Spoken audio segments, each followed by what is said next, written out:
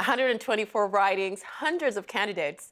How's an eager citizen to keep an eye on it all in the hurly-burly of this election campaign? We just happen to have a couple of Ontario politics experts here to help. Joining me now with some of the key races to watch. The familiar faces usually in this chair, Steve Paikin, and TVO.org's John Michael McGrath, host of the Agenda on Politics podcast. Welcome to you both. I have to admit it's weird for me to be in this seat while you're in that seat. Can I admit the same thing? Okay, good. But the reason why you're in that seat is that you have about 35 years of experience of covering Ontario politics. Not many people in Canada can say that, so that's why you're here. Got it. And it's also your show. So the first question, Steve, with so much focus on the party leaders as we've seen this past week, how important are local candidates in this election? Well, the dirty little secret about every election is that the local candidate, if they're really, really, really well known, might account for 10% of the total of the vote. Most candidates, I'm told by people who follow this stuff, can account for maybe 2, 3, 4% of the votes.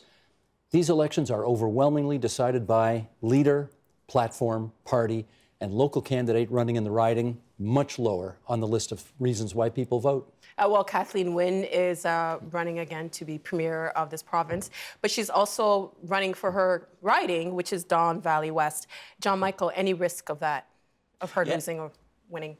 Yeah, absolutely. There's, I think, a very real chance. If the Liberal Party numbers stay where they are right now, this was a riding that the Tories federally held from 2011 to 2015. So I think there's a very real chance she could lose her seat. Obviously, that that would be a personal defeat for her. She takes the representation of her community very seriously, aside from the risk of losing the power of the government. And what are some of the challenges that she might experience because she is the leader that other people might not experience in this election? Well, the fact is she's got responsibility for campaigning in 124 ridings, not just her own.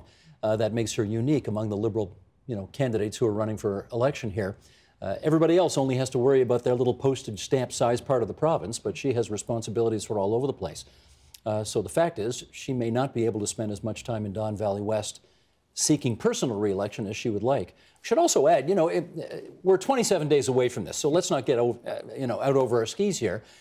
But if she were to lose her seat, it's not unprecedented. There have been, I'm thinking, maybe three other premiers who've lost their not only re-election province-wide, but also lost their own seats. So it's not that extraordinary. I'm just going to interject for a second. Can she be re-elected as premier and still lose her riding? Yeah, it happened actually in 1948, where George Drew won re-election for the Progressive Conservative Party as the sitting premier and lost his own riding, High Park, I think as it then was. So yeah, it's happened before. And it's happened recently in British Columbia. Christy Clark won a majority government, but lost her own seat. Go figure. Well, this is why you guys are here. Steve, both Cambridge and Burlington were ridings that shifted to the Liberals in 2014 after 7 decades.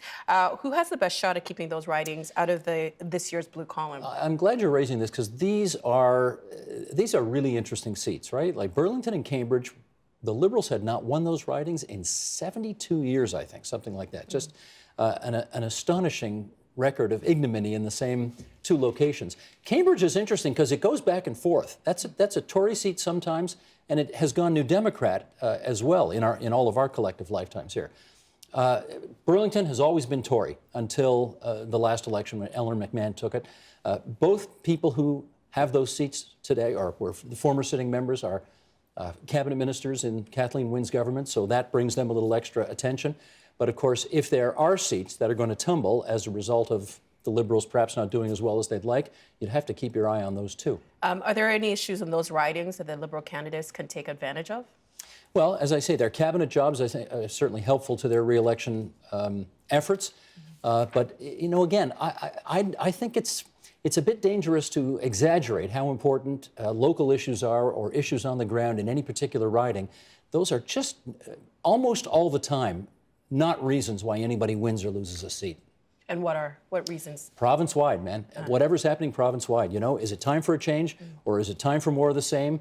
Do we like the platform? Do we not like the platform? Do we like the leader? Do we not like the leader? The local member just has Even if it's a famous cabinet minister, the local member just is not that important when it comes to how people mark their ballots. You said 27 days until the election. It feels like this election has been going on for a while.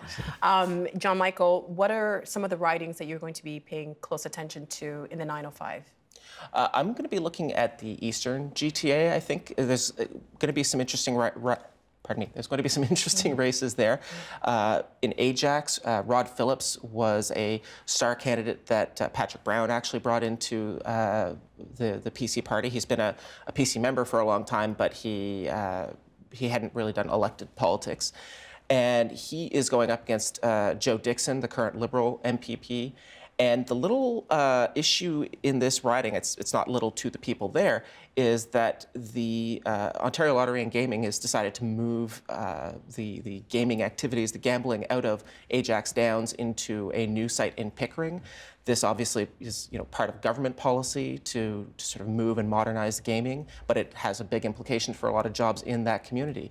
Rod Phillips has been very critical of the government's decision to move it, but his last government job was as head of Ontario Lottery and Gaming. So there's a whole bunch of things moving there. Another riding that I want to be looking at is Whitby. There you've got Lauren Coe running for the Tories. It's probably a Tory riding, but it's interesting to see the NDP have been making a really hard push in the Eastern GTA that may pay off for them. And since Monday was a busy day in Ontario politics, and since Monday's debate, Andrea Horwath seems to be gaining some kind of momentum with her party, the NDP. What do you think the NDP needs to concentrate on to have a breakthrough in this election?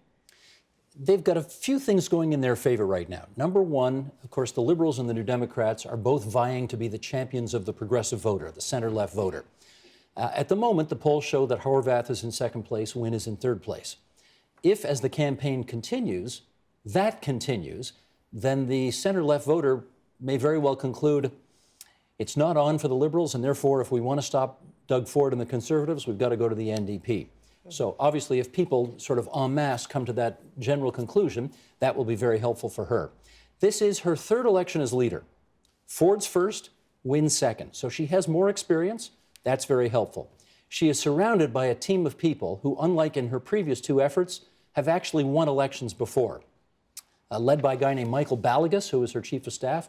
He was a chief of staff to two Manitoba NDP premiers. There are other people in the campaign as well. I think of the people doing their polling. It's a firm from British Columbia. Every New Democratic Party victory of the last 30 years, that group has done the polling.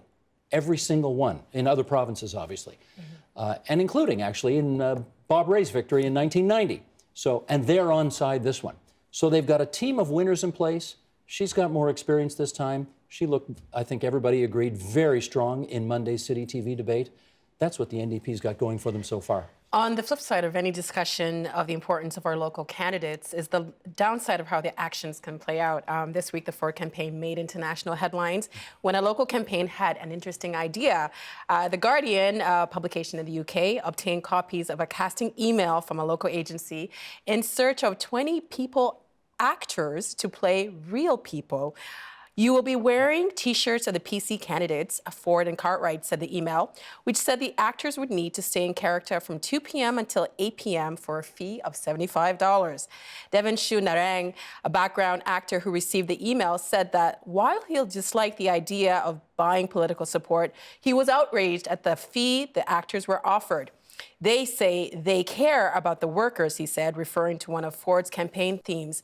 But this doesn't even add up to minimum wage.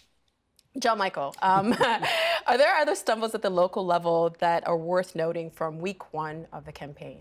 Yeah, I mean, in Eastern Ontario, in the riding of Glengarry Prescott Russell, the Liberal candidate had put up a social media video to explain his personal history, how he moved to Russell Township. He's the mayor there now, but he included some unfortunate language about how he left the I forget what the exact words were, but it was like the dangerous, crime-filled streets of Ottawa-Vanier, which is another Liberal riding that the party is trying to hold on to, and also the riding that was represented by the current Minister of Community Safety and Correctional Services. So it has this really bad undertone The candidate has since pulled that video and has apologized for what he said was misinterpreted. But I think that in at least all my time watching politics, and Steve, please contradict me if you think I'm wrong, but anytime you find yourself answering questions as the party leader about some local candidate somewhere, it's almost always bad news. No, I wouldn't disagree with that. And this is one of the biggest differences between, seeking responsibility in the public sector versus the private sector. I can always remember Bob Rae back in the early 90s when he was premier, getting into arguments with bank presidents who would say, why are you doing this and why are you doing that? And he would say, when is the last time your branch manager in Sault Ste. Marie said something stupid and you had 20 cameras in your face having to answer for it? The answer is never. And this is the reality. You have a bunch of rookie candidates who've made some rookie mistakes here, and the leaders have to try and explain their way out of it, and that's part of the joys of politics, Do you think they have to be extra careful, extra vigilant, especially with social media now? Yeah, of course they do. We like to say that politics was sort of kinder and gentler back in the day, and it sort of sometimes was, but sort of sometimes wasn't. But one thing they didn't have was social media, and the way that that has an ability to just pounce on an issue and explode and turn something into something massive. And that is the reality of today. And that's why, that's why leaders have to be smart in the way they pick their candidates. And that's why candidates have to be smart not to make these dumb rookie mistakes. But also I'm thinking, because some of the candidates might not be as well known. And sometimes when you have these missteps, they kind of put your name out there. There's that saying, there's no press, there's no such thing as bad press. Well, that's not true. Not when it comes to No, yeah. That's not true. Yeah. I mean, the old saying was, as long as they spell my name right, I don't care how many times they put it in the paper and for whatever reason. No, that's just not true in an election. To pick up on what John Michael was saying, if you're playing defense all the time, you're not playing offense. And election campaigns are about playing offense. It's about acting on your agenda and taking it to the other guy. Mm-hmm. And if you're just playing defense all the time, trying to defend silly things that some of your would-be backbenchers have done, you're losing.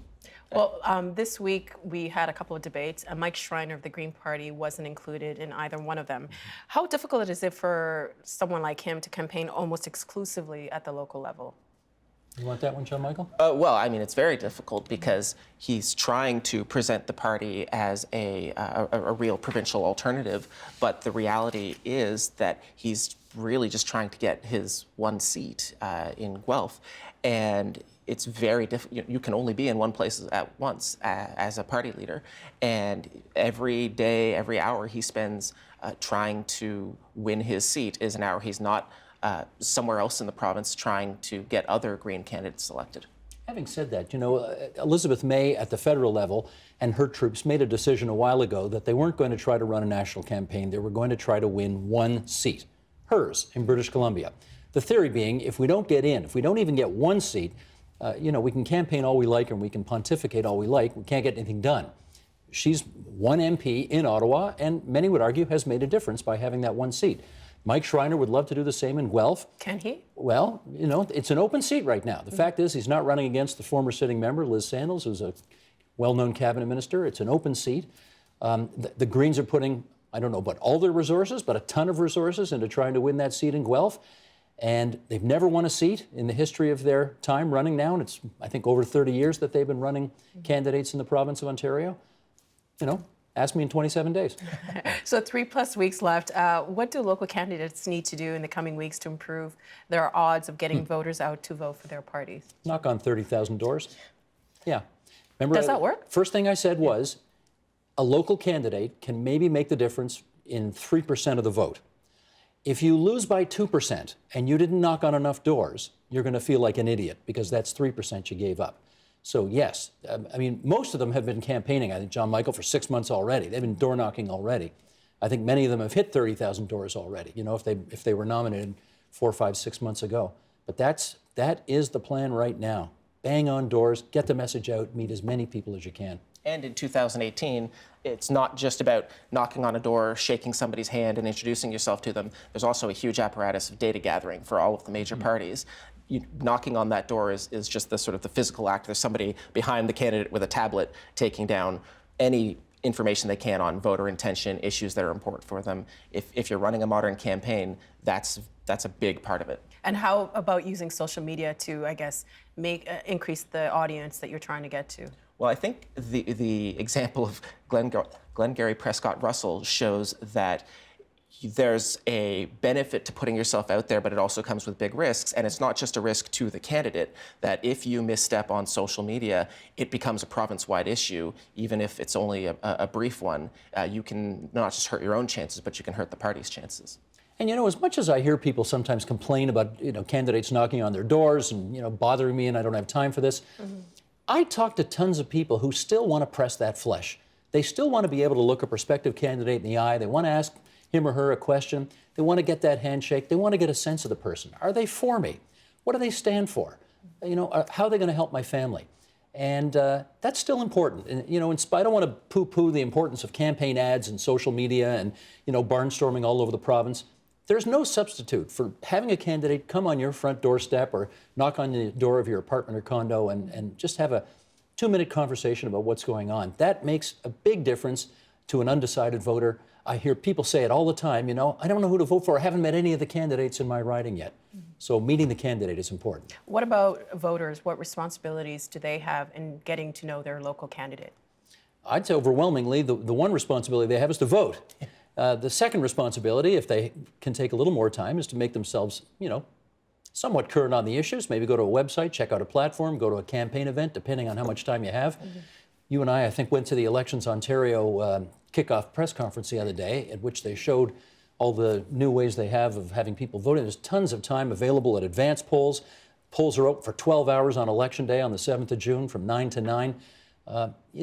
Your employer is required to give you time off for you to vote. Hours. Required to give you hours off to vote. So, I'm sure there will be a few people out there with a good excuse about why they couldn't vote, but in the main, these are the people. We're electing a parliament that's going to be making important decisions about our healthcare, education, social services, crime, justice, environment, a whole host of issues for the next, if it's a majority government, 4 years.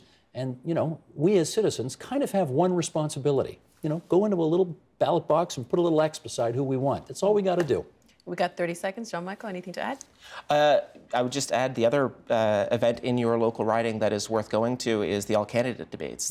That's the one chance you've got to see as many candidates as possible in one spot talking about their priorities and debating the issues. Obviously, the party leader debates are big television events, but if you can find out where the all-candidate debate is in your riding, that's definitely worth attending.